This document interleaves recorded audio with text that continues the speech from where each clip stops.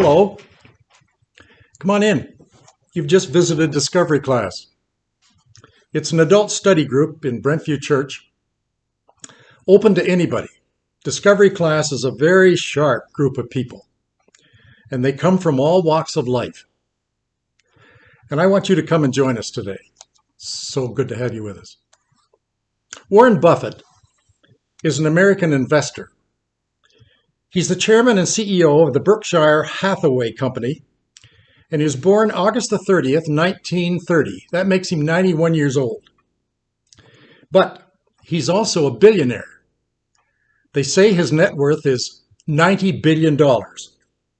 When he opens his mouth, the stock market in New York goes up and down. He was graduate of the University of Nebraska, trained at Columbia Business School, and he says that when he dies, 99% of everything he owns he's going to give away. Warren Buffett has a slogan. Here's what he says. If you measure yourself solely based on what you have, you'll end up miserable. You won't be happy. In other words, he says never measure anyone by what they possess. A reporter confronted Buffett one day and they said, "What do you mean by that? You never measure anybody by what they possess." Here was his answer. If you have lots of money, you can give a big chunk to a new hospital and they will name a new wing after you. You can give a bundle to the university and they'll name a whole building after you. Or if you give it to the local government, they probably will name a street after you. But on the other hand, you could be just a lonely mother living in a ghetto. You possess nothing. You have 5 kids, and they all grow up to be outstanding citizens. Is that net worth not worth more than what I have? You might have a name, and you may have it on a hospital or a school or a street. But I just want you to know that's not your value. Warren Buffett tells a story of a Polish lady. She was captured in 1943 by the Nazis and ushered off into Auschwitz, that concentration camp. They had captured her father and her mother and her brother a few weeks before, and she never saw them again. When she met Warren Buffett 65 years later, she said to him, "Mr. Buffett, I'm very slow to make friends. Because when I look at someone, I always ask this question: would they hide me?" Do you know there's a very thin line between that question, "Would you hide me?" and "Will you betray me?" What a strange statement. Would you hide me? Do you know why the Polish lady said that? Because Hitler, he was a tool of Satan, and he knew how Satan operates. And Satan would tell people, I want you to learn to betray. I want you to learn to spy. I want you to learn to tell. I want you to learn to snitch. And I'm going to give you a very solid reward if you do that for me. That's how Anne Frank got caught, hiding secretly in an attic in the Dutch city of Amsterdam behind an upstairs bookcase. She'd hid there for 2 years with her parents. Corrie ten Boom and her sister went to the same concentration camp where they sent Anne Frank. Neighbors you trusted turned you in. Children saw their parents harboring refugees in their cellar or in their barn, and they went to the Nazi authorities and they betrayed them. Teachers made their little children in class snitch on their mother and dad. Priests and preachers did the same. They betrayed the confidence of their members.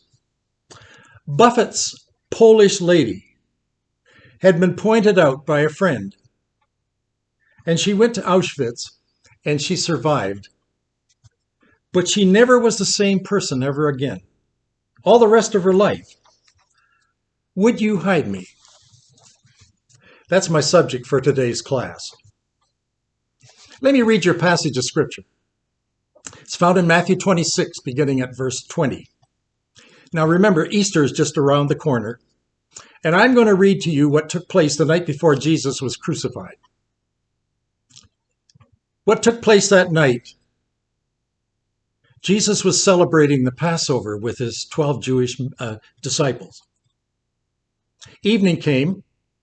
They were in the upper room. Now listen to these words as I read them. When evening came, Jesus was reclining at the table with the 12, and while they were eating, he said, I tell you the truth. One of you is going to betray me. In other words, I wonder if anyone in this crowd will hide me. They were very sad. They began to say to him one after another, Surely, Lord, it's not I, is it?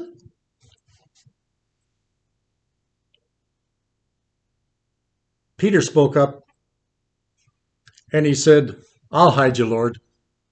You can count on me, these 12, you can count on me.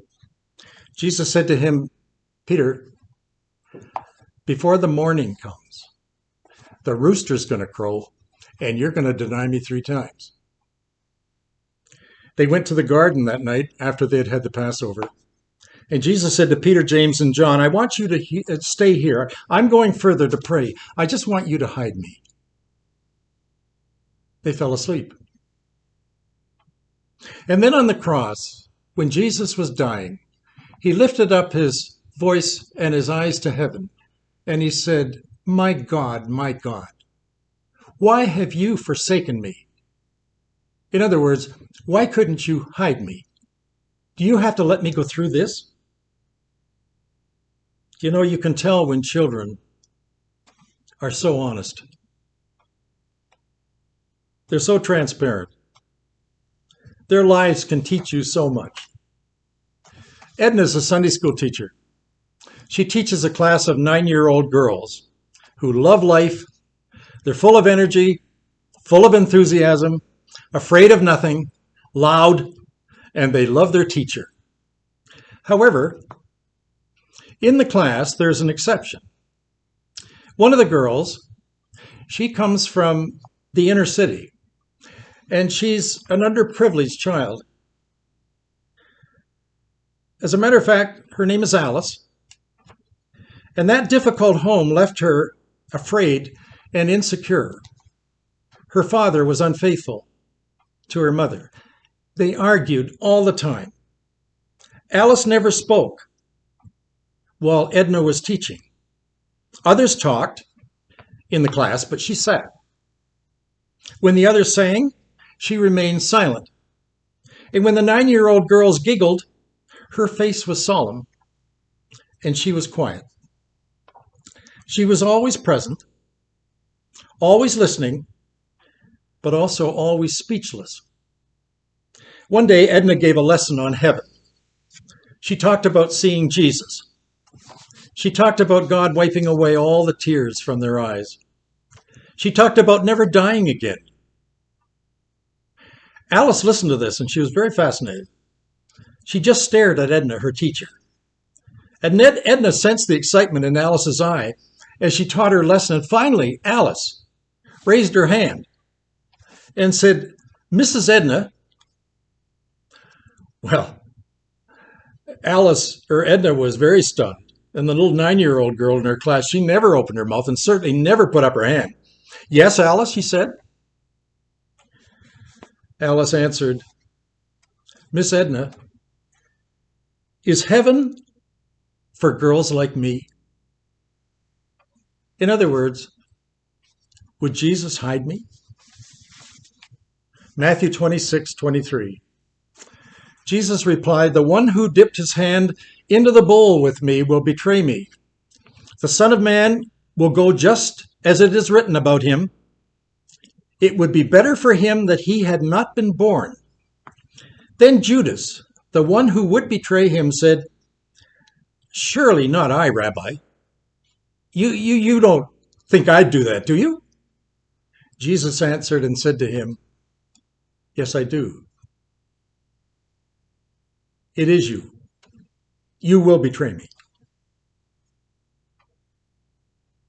All through the 3 years of public ministry, I'm sure that Jesus looked over the 12 disciples whom he had chosen and asked himself, I wonder of these 12 who would hide me?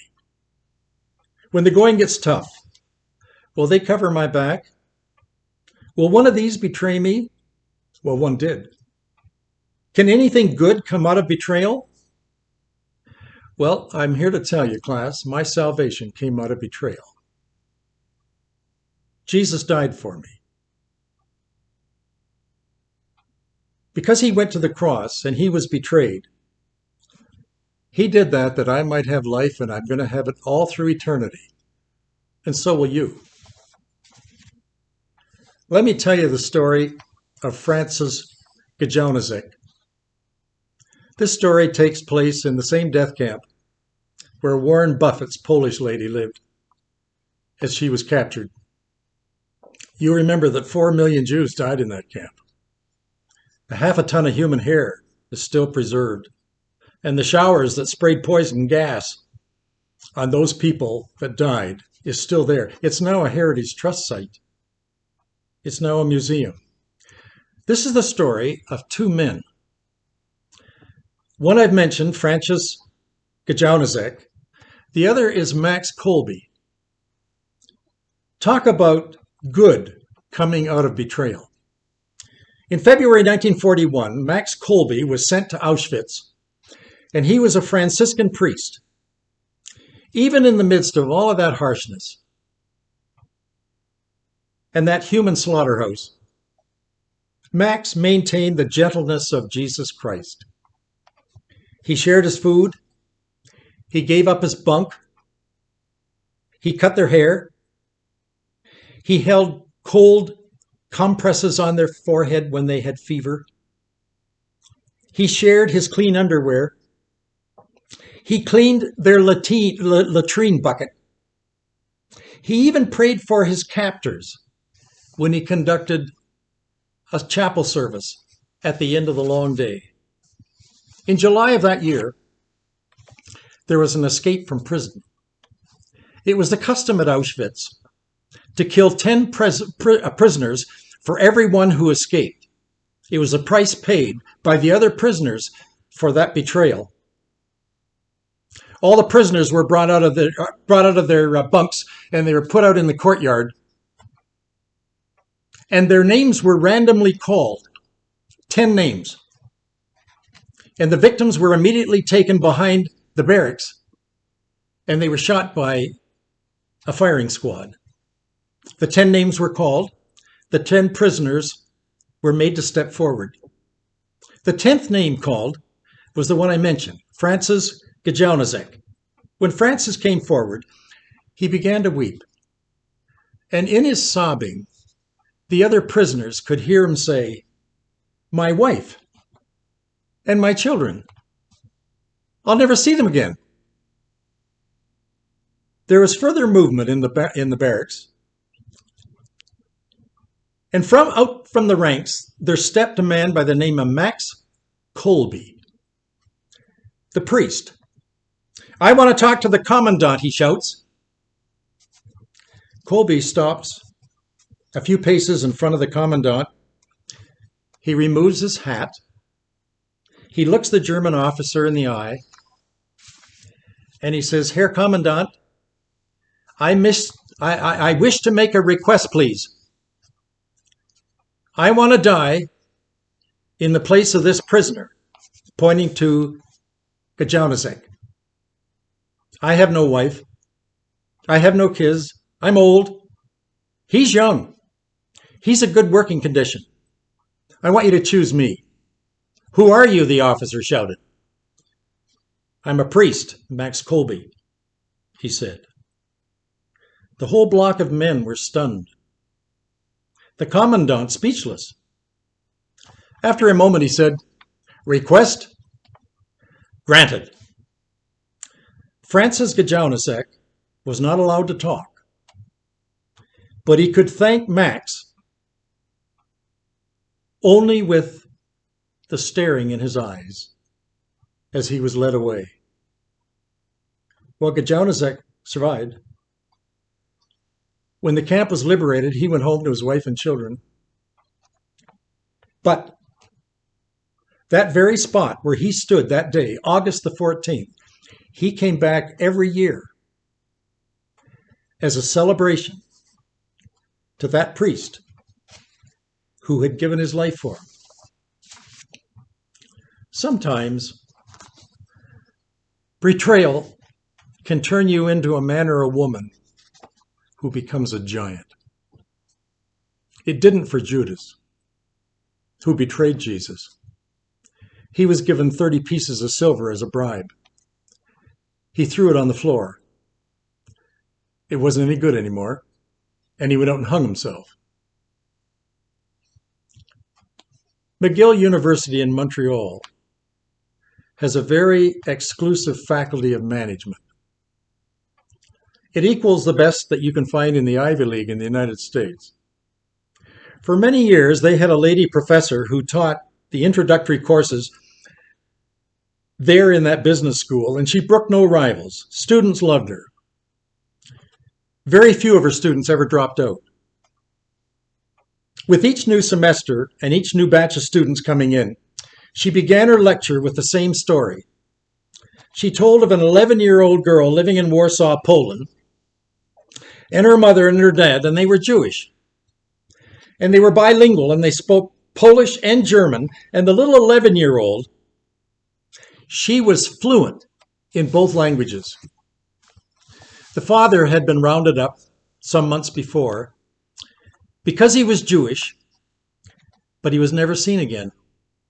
The mother and her 11-year-old daughter went into hiding, and they hid in a barn behind the cider press. Someone told on them, and they were found out. And they were loaded on a train, and they were sent to the concentration camp. Just like those other stories I told you. It was Auschwitz. 4 million souls died there. When the 30-year-old Polish lady and her daughter got out of their boxcar, they went onto the platform, and they were lined up by the German soldiers. And they were ushered into long lines.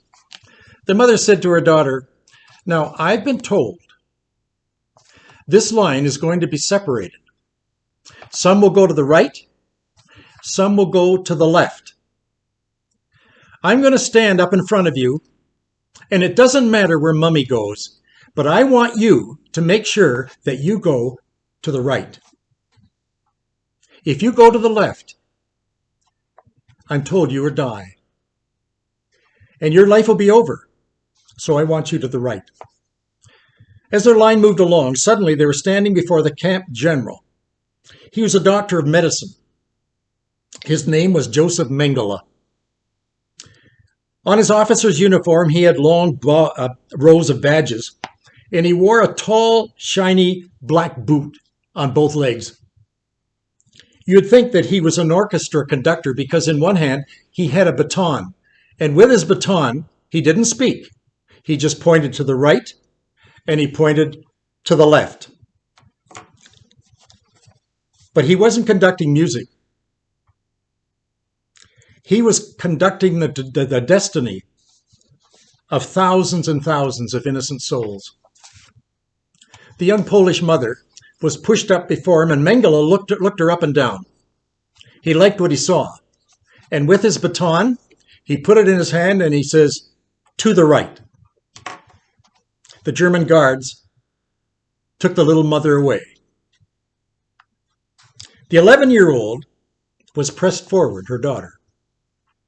She had beautiful long hair hanging over her shoulders, and she stood straight up, as tall as she could, making her look older than an 11-year-old. With no hesitation, Mengele took a look at her, and with his baton, to the left. The little girl had been staring at his shiny black boots, and when she looked up, she saw his motion to the left, And she looked right into Mengele's eyes, and in perfect German, she said, "Ich weiß das meinst." I know what that means. Ich kann arbeiten. I can work. Ich bin stark. I'm strong. There stood Mengele, the high priest of Auschwitz. He was God. He just stared at her. Her little life was in the balance. And then a smirk came over his face, staring at the little girl. And with his baton, he changed his mind and he pointed to the right. The lady professor at Mengele University, speaking to her freshman class, said to that class, "That little 11-year-old girl was me. That was me. And if you come into my class, there are two things I want from you. One, I want you to be stark. I want you to be strong. And I also want you to have some arbeiten. I want you to work. And if you come into my class and you're strong and you work, you're going to be successful. My father was betrayed. I never saw him again. My mother and I were betrayed, and that betrayal brought me to you. I will not betray you," she said. "Don't you betray yourself. I want you to be the best students at Mengele University. And I know if you come into my class, you're going to be strong and you're going to work." You know, class, that's not a bad motto. I've known many of you in this discovery class, and you have that very same work ethic. I think half of my class were immigrants. You're now in your 70s, 80s, 90s. We even got a 100-year-old. And as I get to know you, you're sitting in the class just like that Mengele University professor. Ich bin stark, I'm strong. Ich kann arbeiten, I can work. Ich weiß das meist, I know what that means. And it's made you who you are. And you know, I think the Lord has taken your personality and you've given us a church, as a church, probably the richest of a foundation that we could ever build, the Lord's body. We have a lot of teachers that have come into our discovery class that are retired. There's an old man sitting in a park, and the young man came up to him and said, "Mr. Hunter, do you remember me?" The old man looked at him and said, "No, I don't." The young man tells him, "I was one of your students in grade 9. Mr. Hunter said, "Well, what do you do now?" The young man answered, "Well, I'm now a teacher. And I chose that because you inspired me, and I want to be just like you." The old man was curious, and he asked the young teacher, at what time did you decide that you wanted to become a teacher?" The young man told him this story. He said, "One day, a friend of mine, also your student, we came into your class, and he had in his pocket a brand new pocket watch.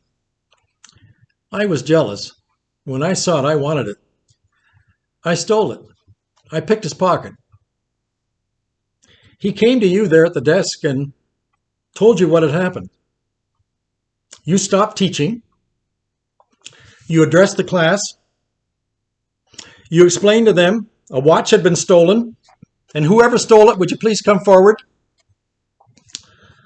Well, I didn't give it back. You closed the door of the classroom. You told us to all stand up, and we all made a circle. Do you remember that, Mr. Hunter? You were going to search our pockets, one by one, until you found the watch. However, you told us to close our eyes because you would only look for the watch if all of us had our eyes closed. And you went from pocket to pocket, all around the circle. And when you went through my pocket, you found the watch and you took it. But you kept searching everyone else's pocket. And when you were done, you said, "Okay, men, you can open your eyes now. I have the watch." Mr. Hunter, you didn't betray me. You hid me. You didn't expose me. You didn't make me look shameful in front of that class. And you didn't scold anything. You said nothing. You didn't even ask me to stay after class and report me. You'd have told my parents, I know. You didn't. At that moment, I saw what a real teacher was. And I wanted to be just like you. Don't you remember that, Mr. Hunter? Yes, I remember it, he said. The situation with the stolen watch. But I don't remember you. You don't? Said the young teacher. Why? Because, said the old teacher, when I asked you boys to close your eyes, I circled around the room from boy to boy, trying to find that watch. But my eyes were closed too. I wasn't looking. I just felt from boy to boy their pocket whether they had the watch. My eyes were closed too. While I was looking. Jesus is our teacher. When you and I steal, he goes through our pockets and he finds it. And when he does, he forgives us. One of you is going to betray me. Our Lord will hide you.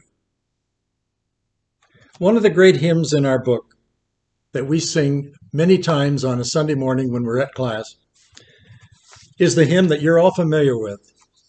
What a wonderful Savior is Jesus, my Lord. What a wonderful Savior to me. He hideth my soul in the cleft of the rock, where rivers of pleasure I see. He hideth my soul in the cleft of the rock that shadows a dry, thirsty land. He hideth my life in the depths of his love, and he covers me there with his hand. I've just asked you, when you meet someone, would they hide me? Jesus asked his disciples, one of you is going to betray me. That's really the theme of Easter. But the beautiful theme of Easter is that we now live and we're forgiven because of Easter. Before I let you go, I like to have a story from the sunny side of the street. Maybe this will give you a smile. When the province of Newfoundland shut down its cod fishing industry along the coastal waters, it put 31,000 out of work.